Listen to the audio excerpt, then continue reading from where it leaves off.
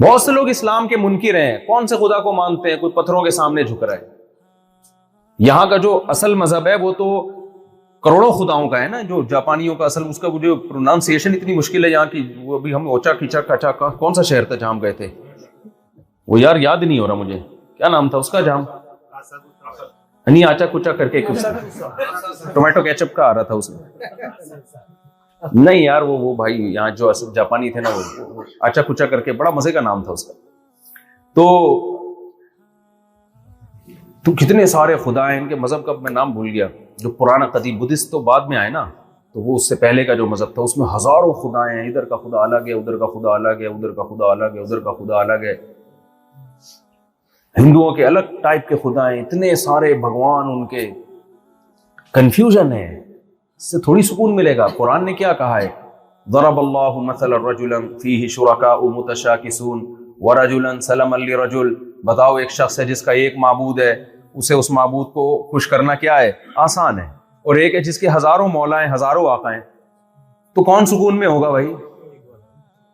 ان کا ادھر کا شادی کرانے کا دیوتا الگ ہے، بچہ پیدا کروانے کا دیوتا الگ ہے، رزق کا دیوتا الگ ہے، بیماری کو صحت دینے کا دیوتا بولو الگ ہے، 20 قسم کے دیوتا ہیں۔ ہم کہتے ہیں ہمارا رب صرف وہی ہے جس نے اس کائنات کو کلمہ کن کی طاقت سے بنایا، وَإِنَّا لَمُوسِعُونَ، اور اس کائنات کو پھیلاتا چلا جا رہا ہے۔ وہ قرآن سے پتہ چلتا ہے کائنات رکی بھی نہیں ہے، یہ پھیل رہی ہے۔ ہمارا رب وہ ہے جس نے پانی کے قطرے میں ایسے سافٹ ویئر انسٹال کیے کہ وہ ماں کے رحم میں جاتے ہیں اور اس میں آنکھ، ناک، کان، دل، دماغ، جگر بننا شروع۔ ہم صرف اس خدا کو مانتے ہیں، اس کے علاوہ جتنے بھی ہیں وہ کریٹڈ ہیں، وہ مخلوق ہے، وہ خالق نہیں ہے، وہ معبود نہیں ہے، وہ سب ہماری طرح کے محتاج انسان ہیں۔ یا ایھا الناس انتم الفقراء الی اللہ، اے لوگو تم سب کے سب اللہ کے در کے فقیر ہو، محتاج ہو۔ واللہ هو الغنی الحمید، ایک اکیلا اللہ ہے جو غنی ہے، بے پرواہ ہے، قابل تعریف ہے، اسے کسی کی ضرورت نہیں ہے۔ کتنا کلیئر کانسیپٹ ہے یا نہیں ہے؟ یہ اسلام میں ہی ملے گا آپ کو، اسلام کے علاوہ یا تو اسلام ہے یا ایتھیزم ہے، جو خدا کے ہی منکر ہیں۔ وہ تو بہت بڑی حماقت والا کام کر رہے ہیں کہ بنانے والے کا انکار کر دیا۔ تو مذہب میں آپ کے پاس میرے بھائی اسلام کے علاوہ کوئی آپشن بولو نا نہیں ہے۔ تو کتنا اللہ نے احسان کیا کہ آپ کو مسلمان پیدا کر کے یہ آزمائش سے بچا لیا اللہ نے آپ کو۔ تو بجائے اس کے کہ اس نعمت پہ قدر کر کے یہاں لوگوں میں دعوت دیتے، ان کو مسلمان بنانے کی کوشش کرتے، ان کو ادھر لانے کے بجائے خود ہی ادھر کو کھسکنا شروع کر دیتے ہیں۔ یعرفون نعمت اللہ، اللہ کہتے ہیں یہ اللہ کی نعمت کو پہچانتے ہیں، اس کے بعد ناشکری کرتے ہیں۔ تو اس لیے اللہ کی جو طاقت اور قدرت ہے اس پر ایمان لے کر آئیں، اللہ کے احسانات کا استحضار کیا کریں۔ غیر مسلم جب کھانا کھاتا ہے اللہ کا شکر ادا نہیں کرتا۔ تھینک یو ایک دوسرے کو بہت کہا جاتا ہے، اب کسی کو کوئی چیز ہے تھینک یو، وہ واپس کرے گا تھینک یو۔ ہمارے ہاں جو دیسی لوگ ہیں ان میں تھینک یو کی تھوڑی سی کمی ہے، ایسی چیزوں کی زیادتی ہے جو نہیں ہونی چاہیے۔ وہ زیادتی کن چیزوں کی پھر کبھی ملیں گے تو بتائیں گے آپ کو انشاءاللہ۔ تھینک یو کے بجائے وہاں تو یعنی الٹا کام چل رہا ہے۔ تو اسلام نے ہمیں کتنا ہم پر احسان کیا کہ اللہ کا ہمیں تعارف کروایا۔ پھر مزے کی بات یہ کہ دنیا میں بہت سے لوگ ہیں جو گاڈ کو مانتے ہیں، صرف مسلمان ہی نہیں اور ایک خدا کو مانتے ہیں۔ مذہب میں تو ایسے نہیں، لیکن انڈیویجولی ایسے بہت سارے لوگ آج بھی دنیا میں ہیں، سائنسدانوں میں بھی ہیں، پروفیسروں میں بھی ہیں، وہ کہتے ہیں کہ ہے خدا ہے، ہم مانتے ہیں کہ یہ خدا ہے، یہ خود بخود کائنات نہیں بن سکتی۔ ہر قوم میں ایسے سائنسدان لوگ موجود ہیں، وہ کسی مذہب کو فالو نہیں کرتے، لیکن وہ یہ مانتے ہیں کہ بنانے والا کوئی ہے، یہ خود بخود نہیں ہو سکتا۔ لیکن وہ یہ پتہ ہے کیا کہتے ہیں، ایسے لوگ بھی آپ کو گمراہ کر سکتے ہیں کہ بھی ہے نا، لیکن مسلمانوں کا اللہ ہے، ہم اس کو کیوں مانیں؟ بھائی کوئی ہے کریٹر، ہم یہ کیوں مانیں کہ وہ مسلمانوں کا اللہ ہے؟ بھائی ہے، بھائی گاڈ ہے، وہ خدا ہے۔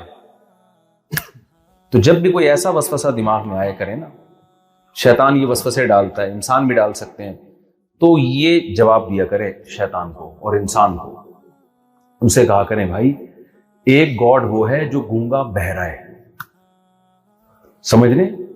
اور ایک گاڈ وہ ہے جو کہتا ہے میں نے آدم کو مٹی سے بنایا, ان کی پسلی سے اماں حوا کو بنایا, ان دونوں کے ملاپ سے انسانوں کو میں نے بھر دیا, اور میں نے موسیٰ کو کلیم اللہ بنایا, میں نے ابراہیم کو خلیل اللہ بنایا, میں نے یعقوب, یوسف علیہم الصلاۃ والسلام ان پیغمبروں کو انسانوں کی ہدایت کے لیے بھیجا, میں نے انسانوں کو لاوارث نہیں چھوڑا, ان کی ہدایت کے لیے میں نے 4 مشہور آسمانی کتابیں آسمان سے نازل کی, تورات, زبور, انجیل, قرآن. ان کے نام بھی بیان کر رہے قرآن, اور یہ ساری ڈیٹیل. پھر ان میں اس نے لکھ دیا کہ میں ان چیزوں پہ خوش ہوتا ہوں, ان چیزوں سے ناراض ہوتا ہوں, اور یہ بھی بتاتا ہے میں نے تمہیں پیدا کیوں کیا, تمہارا اصل ویژن ہونا کیا چاہیے. اتنی ساری چیزوں میں ہمیں وہ گائیڈ کر رہا ہے. وہ یہ بھی بتا رہا ہے کہ عبادت کے لائق کون ہے, اس نے بھی بتایا حج کا کیا طریقہ ہے, نماز کا کیا طریقہ ہے, زکوٰۃ کا کیا طریقہ ہے, مر جاؤ گے تو وراثت کیسے ڈیوائیڈ ہوگی, شوہر کے بیوی پہ, بیوی کے شوہر پہ کیا حقوق ہیں, والدین کے کیا حقوق ہیں, بھائی بہنوں کے کیا حقوق ہیں. پوری ایکسپلینیشن وہ پیغمبروں کے ذریعے اور کتابوں کے ذریعے کر رہا ہے. تو اگر یہ سچی مچی والا خدا نہیں ہے تو جھوٹی موٹی والا جو تمہارا سچی مچی والا ہے, تو وہ جھوٹی موٹی والے خدا کے خلاف آواز کیوں نہیں اٹھاتا؟ تو ہم گونگے بہرے خدا کو مانیں یا اس خدا کو مانیں جو ہمیں گائیڈ کر رہا ہے؟ افمن یہدی الی الحق احق ان یتبع ام لا یہدی الا ان یہدی. کیا زبردست آیت ہے سورہ یونس کی. اللہ فرماتے ہیں بتاؤ وہ زیادہ اتباع کے حقدار ہے جو تمہیں گائیڈنس دے رہا ہے, یا وہ جس کو خود گائیڈنس کی ضرورت ہے, اس کے پاس کوئی ہدایت ہی نہیں ہے. کس کی بات کو مانو گے؟ دیکھو آپ نے کسی سے راستہ پوچھا کہ بھائی میں نے فلاں جگہ جانا ہے, اس کا راستہ کیا ہے. وہ ایک بندہ کھڑا ہوا راستہ بتا رہا ہے, یہاں سے مڑیے, یوں جائیے, سیدھے ہاتھ پہ, پھر الٹے ہاتھ پہ, پھر گولے گنڈے والا آئے گا. ہم تو کراچی کے حساب سے بتائیں گے نا راستہ. پھر تھوڑے جائیں گے تو ادھر رشید برگر والا آئے گا. یہاں لوگ مجھے چھوڑے, بات لمبی ہو جائے گی. تو رشید برگر والا آئے گا, پھر الٹے ہاتھ پہ نلی لہاری, یہ جا کے آپ انڈا موڑ پہنچ جائیں گے. ایک آدمی آپ کو ٹریک پورا نا سمجھا رہا ہے, پورا تمیز سے ایک لوکیشن بتا رہا ہے. دوسرا بھی وہاں کھڑا ہوا ہے, آپ اس سے پوچھتے ہیں بھائی کیسے جانا ہے, وہ چپ, بول ہی نہیں رہا. حالانکہ اس کی زبان بھی ہے بولنے کے لیے, ہونٹ بھی ہیں, پوری باڈی ہے, کوئی شوق میں بھی نہیں گیا ہوا, کوئی دھماکہ ہوا وہ قریب میں ایک دم شوق میں چلا گیا, چپ کھڑا ہوا ہے وہ. تو آپ مجھے بتاؤ کس کو فالو کرو گے, جو ہدایت دے رہا ہے یا جو گونگا بن کے بت بن کے کھڑا ہوا ہے؟ کس کو فالو کرو گے؟ جو بتا رہا ہے فی الحال آپ کے پاس اس کے علاوہ کوئی آپشن ہوگا؟ آپ بولو گے بھائی مجھے تو یہی بتا رہا ہے, میں تو یہی. تو اسلام کے علاوہ کوئی آپ کو ہدایت دیتا ہے ہی نہیں. اسلام کے علاوہ کوئی بتاتا ہی نہیں ہے کہ شراب اچھی چیز ہے کہ بری چیز ہے. کوئی بتا سکتا ہے؟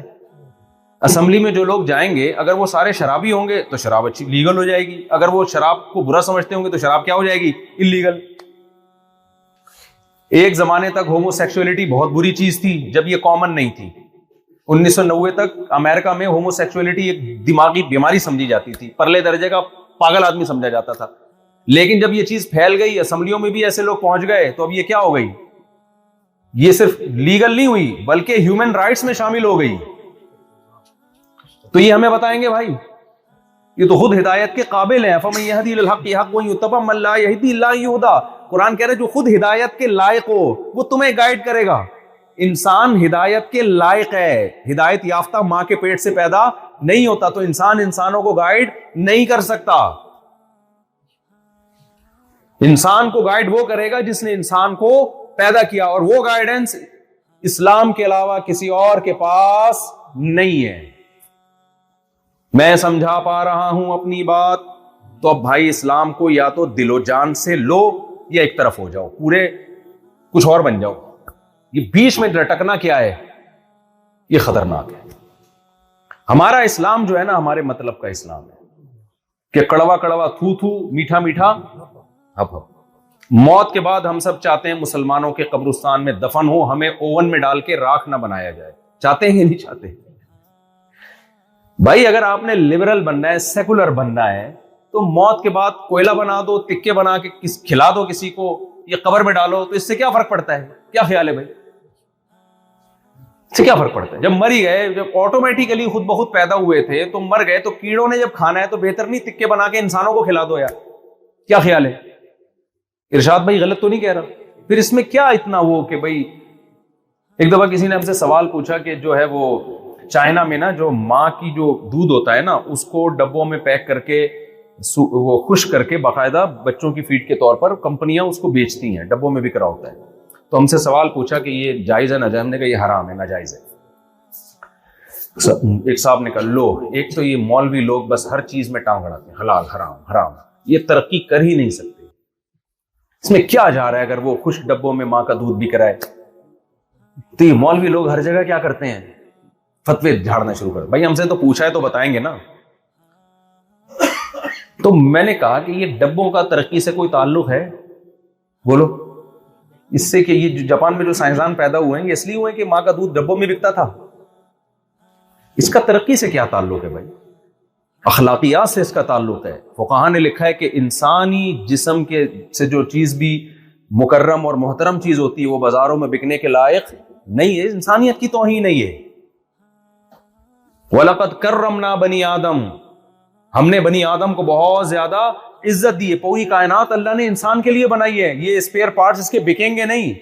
تبھی یہ جو ڈونیشن کر کے بیچ رہے ہوتے ہیں نا گردے وردے، حرام ہے، ناجائز ہے. یہ اسپیئر پارٹس کی دکان تھوڑی ہے کہ ادھر سے گردہ اٹھا کے وسیم کو 1 کروڑ میں بیچ دیا اور ادھر سے جناب اپنا پتا نکال کے سلیم کے پکڑا دیا.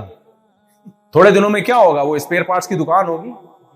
موت کے بعد پرزے رکھے ہوئے ہوں گے وسیم بھائی کی آنکھیں، اور بھائی کوئی وسیم بھائی تو پیش کی معذرت یار، یہ کلیم بھائی کی جو ہے نا، اچھا بہت معذرت کے ساتھ، تو یہ گھٹنے ان کے، اچھا تو اب کیا کروں؟ وہ کریکٹر یہی ہوتے ہیں نا. جاپان میں کچھ اور نام ہوں گے تو مجھے بتائیں جی. تو یہ سب یہ اسپیئر پارٹس کی دکان تھوڑی ہے انسان کو ہی.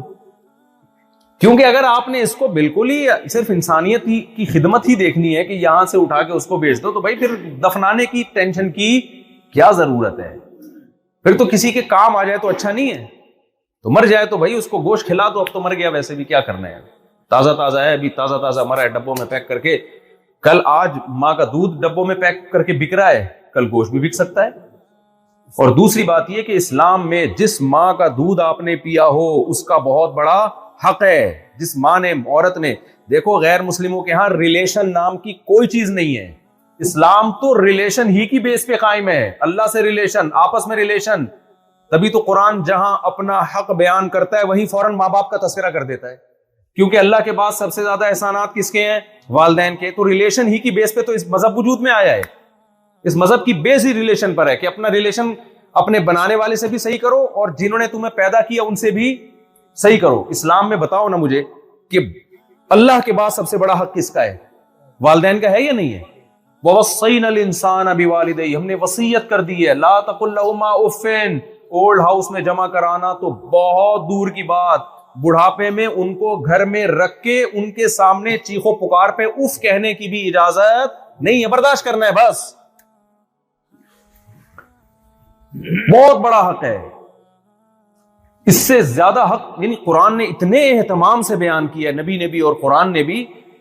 کسی کے حقوق کو قرآن نے اتنی زیادہ تاکید سے بیان نہیں کیا جتنے آپ کے پیرنٹس اور آپ کے باپ اور آپ کی ماں کے حقوق کو بیان کیا. کیوں؟ ان کا آپ کی زندگی میں سب سے زیادہ کردار، پیدا کرنے میں اور پھر پالنے میں. تو اسلام نے کہا کہ جس عورت نے بچپن میں تمہیں اٹھا کے اپنی چھاتی سے دودھ پلا دیا، وہ سگی ماں نہ بھی ہو، رشتے میں وہ کیا بن گئی؟ تو ریلیشن ہے نا، وہ تو ریلیشن ہے. یہاں تو کیا ہوگا بھائی، کسی نے دودھ پلا دیا تو چند پیسے پکڑائے، چلو جی فائدہ اٹھا لیا اس. نہ نہ نہ، مقدس رشتہ ہے. اب اس کا دودھ اگر ڈبوں میں پیک ہو رہا ہو اور بک رہا ہو مارکیٹ میں، تو کیا پتا چلے گا کون سی اس کی ماں بن رہی ہے، کون سی نانی بن رہی ہے، کون سی اس کے. تو یہ ان لوگوں پہ سوٹ کرتی ہیں یہ چیزیں جو ریلیشن کے قائل نہیں ہیں، جنہوں نے ماں باپ کو اولڈ ہاؤس میں جمع کرانا ہے، جنہوں نے کتوں کے ساتھ دل بہلانا ہے، بلیوں کے ساتھ دل بہلانا ہے. انسان کو اللہ نے ریلیشن میں پیدا کیا ہے. اللہ کا رشتہ، پھر اس کے بعد ماں باپ کا رشتہ، میاں بیوی کا رشتہ، اولاد کا رشتہ، بہن بھائیوں کا رشتہ، چچا زاد بھائی، پھوپھی زاد بھائی. آپ دیکھو حضرت ابو طلحہ انصاری نبی کی خدمت میں آئے، عرض کیا کہ یا رسول اللہ نے قرآن میں حکم دیا لن تنالوا البر حتى تنفقوا مما تحبون، محبوب چیز صدقہ کرو میری راہ میں. تو یا رسول اللہ میرا یہ باغ مجھے سب سے زیادہ محبوب ہے، میں یہ صدقہ کرنا چاہتا ہوں، کس کو دوں؟ آپ نے فرمایا اپنے چچا کے بیٹوں کو دے دو. کیوں؟ وہ غریب تھے. تو غریب میں سب سے زیادہ ترجیح کس کو دی جا رہی ہے؟ خونی رشتوں کو، بلڈ ریلیشن کو. ہو سکتا ہے بھائی زیادہ غریب نہ ہو، چچا زاد تو حالانکہ مدینہ میں تو غریب کم تھوڑی تھے، لیکن ترجیح کس کو دی جا رہی ہے؟ چچا زاد، تاکہ ان سے ریلیشن کیا ہو جائے؟ بولے نا بھائی، جملہ مکمل کریں، ریلیشن مضبوط۔ اسلام انڈیویجولی آپ کو لائف گزارنے کی اجازت نہیں دیتا کہ آپ بس ریاست کے غلام ہو، ریاست کو ٹائم پہ ٹیکس ادا کرو اور اس کے بعد موج مستی کرو، اولڈ ہاؤس میں مر جاؤ۔ نہ، یہ نہیں ہو سکتا۔ آپ کو ریلیشن کو کیا کرنا پڑے گا؟ دو چیزیں ہیں، ریلیشن بنانا بھی پڑے گا اور اس کو جوڑنا بھی پڑے گا۔